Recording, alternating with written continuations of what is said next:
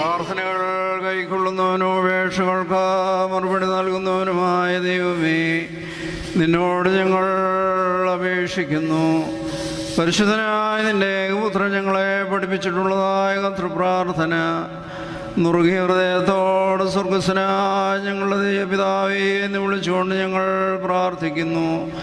സ്വർഗസ്വനായ ഞങ്ങളുടെ പിതാവേ, പരിശുദ്ധമാക്കപ്പെടണമേ.